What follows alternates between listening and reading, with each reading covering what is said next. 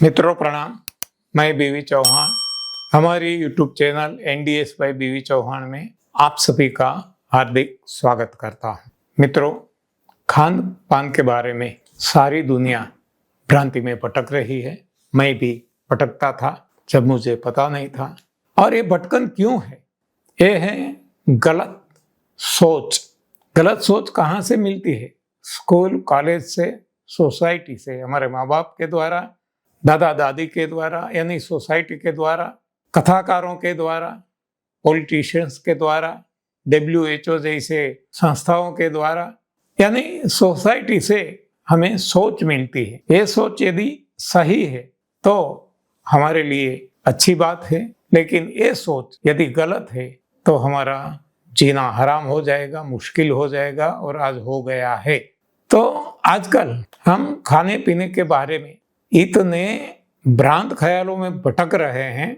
इसमें से एक है तेल, ऑयल, एडिबल ऑयल, खाने का तेल।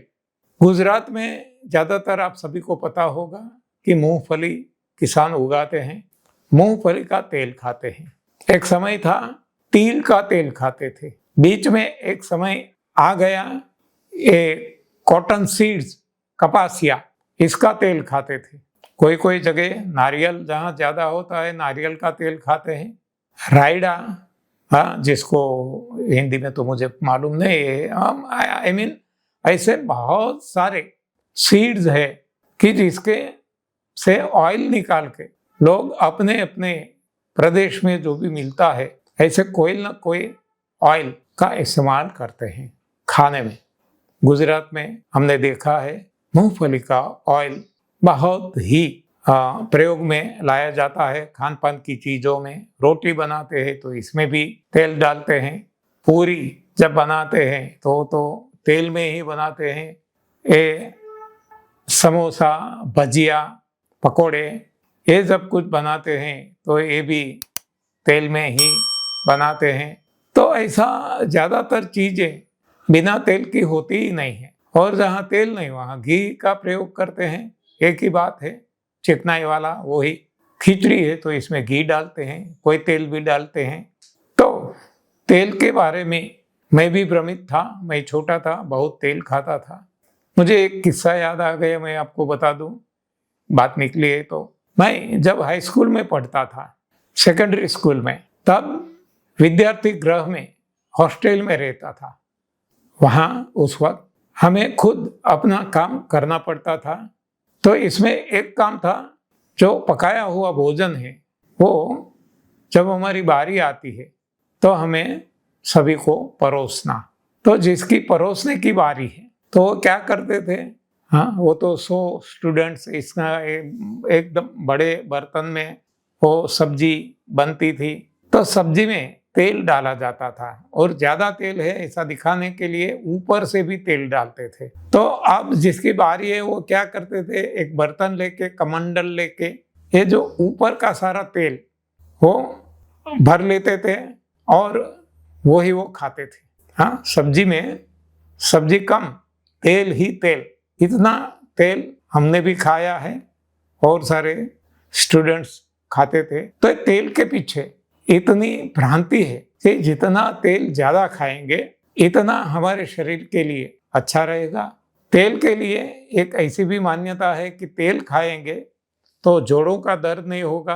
ये जो जोड़ है, हाँ, वहाँ ऑयल पहुँचेगा, ऑयलिंग होगा, और अन्य नाना प्रकार की कई सारी भ्रांतियाँ सारी दुनिया में इंसान के मन में वो घूम रही है। तो जब से मुझे पता चला, सिंस 1993 या 32 साल हो गए, मेरे भोजन से तेल और तैली पदार्थ जैसे कि मूंगफली है, तिल है, कोई भी ऐसे, ये ज़्यादातर खत्म हो चुके हैं। और फिर भी आज 32 साल में मुझे ऑयल से कोई समस्या नहीं है। और मुझे पता चल गया है कि ऑयल शरीर के लिए नुकसानदेही है।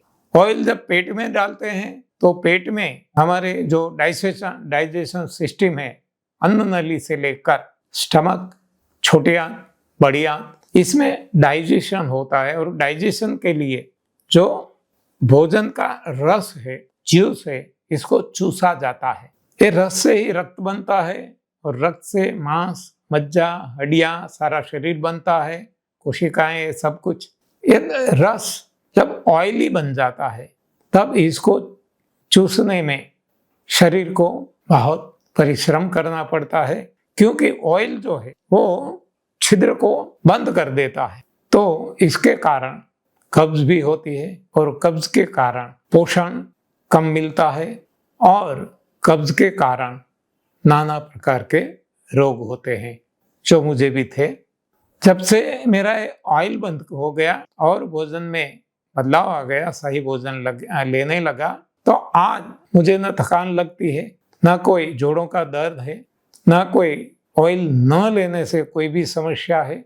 इतना ही नहीं, ये आंतरिक उपयोग मैंने आपको बताया, जबकि भीतरी ऐसे तो हमने देख लिया, लेकिन बाहरी प्रयोग आप देख सकते हैं। मैं कभी भी बालों में हेयर ऑयल नहीं डालता, पहले बहुत डालता रहता था। ऑयल से कोई मसाज मालिश नहीं करता कभी भी, पहले ऑयल मालिश करते थे। और मैंने देखा है कि सोसाइटी में, समाज में जब बच्चा जन्म लेता है तब बच्चों को भी ऑयल मालिश करवाया जाता है। हाँ, कितनी नासमझ है, हाँ कितनी अज्ञानता समाज में फैली है और इसको समाज सही ज्ञान मानता है, उल्टा हो रहा है। तो जो सवाल पूछे जाते हैं जब हम सेमिनार में जाते हैं तो कहते हैं कौन सा ऑयल शरीर के लिए सबसे अच्छा है, या तो क्रोनोलॉजिकली, हाँ एक के बाद एक कौन सा सबसे अच्छा, बाद में ये ना मिले तो बाद में कौन सा, ये ना मिले तो बाद में कौन सा। तो मैं कहता हूँ एक भी ऑयल न भीतरी उपयोग न बाहरी उपयोग के लिए अच्छा है, वो नुकसानदेही है। लगाना न लगाना, मानना न मानना अपनी अपनी मर्जी, लेकिन ऑयल के लिए मेरे खुद के, परिवार के और दुनिया में करोड़ों लोगों के अनुभव के आधार से ये मैं कह सकता हूँ कि एक भी ऑयल शरीर के लिए अच्छा नहीं है। ओके, धन्यवाद, आभार, प्रणाम।